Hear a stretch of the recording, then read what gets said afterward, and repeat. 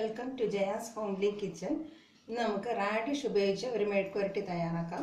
ഇതിന് വേണ്ട ഇൻഗ്രീഡിയൻസ് ഞാൻ പിങ്ക് കളറിലുള്ള തോലുള്ള റാഡിഷാണ് ഉപയോഗിച്ചിട്ടുള്ളത്. 100 ഗ്രാം കുറച്ച് ചെറിയ കഷ്ണമായിട്ട് കട്ട് ചെയ്ത് വെള്ളത്തിലിട്ട് വെച്ചിട്ടുണ്ട്. പിന്നെ റാഡിഷ് വേവിക്കാൻ വളരെ കുറച്ച് വെള്ളം, 1 ടീസ്പൂൺ കുക്കിംഗ് ഓയിൽ, ഒരു ചെറിയ സവോള കട്ട് ചെയ്തത്, 1/4 ടീസ്പൂൺ കടുക്, 1/2 ടീസ്പൂൺ മുളക് പൊടി, ഒരു നുള്ള് മഞ്ഞൾപ്പൊടി, 1/4 ടീസ്പൂൺ കുരുമുളക് പൊടി, ആവശ്യത്തിന് ഉപ്പ്, ഒരു വറ്റൽമുളക്, 4-5 കറിവേപ്പില. പാൻ ചൂടാകുമ്പോൾ എണ്ണ ഒഴിച്ചു കൊടുക്കാം. വളരെ കുറച്ച് എണ്ണ ഞാൻ ഉപയോഗിക്കുന്നുള്ളൂ. 100 ഗ്രാം ഉള്ളതുകൊണ്ട് ഇത്രയുടെ ആവശ്യമേ ഉള്ളൂ. കടുക് പൊട്ടിക്കാം. കറിവേപ്പിലയും വറ്റൽമുളകും സവാളയും ചേർത്ത് 1-2 മിനിറ്റ് നന്നായിട്ട് വഴറ്റാം.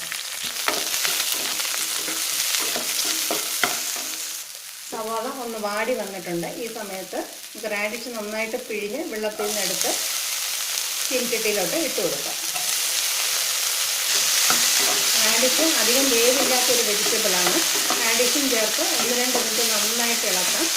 റാഡിഷിന് ഒരു ചെറിയ സ്മെല്ലുണ്ട്. ആ സ്മെല്ല് മാറുന്നവരെ നമുക്ക് നന്നായിട്ടൊന്ന് വഴറ്റാം. ഇനി എല്ലാ പൊടികളും ചേർത്ത് കൊടുക്കാം. മുളക് പൊടി, മഞ്ഞൾപ്പൊടി, കുരുമുളക് പൊടി, ഉപ്പ് എന്നിവ ചേർത്ത് നന്നായിട്ടൊന്ന് വഴറ്റാം.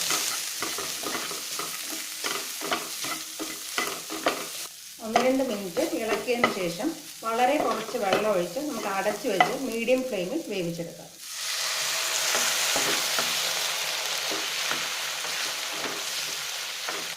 രണ്ട് 3 മിനിറ്റ് അടച്ചു വെച്ച് മീഡിയം ഫ്ലെയിമിൽ വെച്ച് വേവിക്കാം.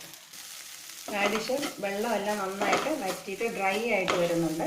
ഈ സമയത്ത് നമുക്ക് ഫ്ലെയിം ഒന്നുകൂടെ നന്നായിട്ട് കുറച്ച് വെച്ച് 2-3 മിനിറ്റ് നന്നായിട്ട് മൊരിയിച്ചെടുക്കാം. റാഡിഷ് നന്നായിട്ട് മൊരിഞ്ഞ് വന്നിട്ടുണ്ട്. ഇനി നമുക്ക് ഗ്യാസ് ഓഫ് ചെയ്യാം.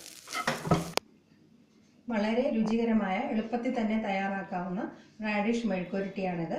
ഇതെല്ലാവരും തീർച്ചയായിട്ടും വീട്ടിൽ പരീക്ഷിക്കുക. തികച്ചും വ്യത്യസ്തമായുള്ളൊരു രുചിയാണ്. Thank you for watching my video.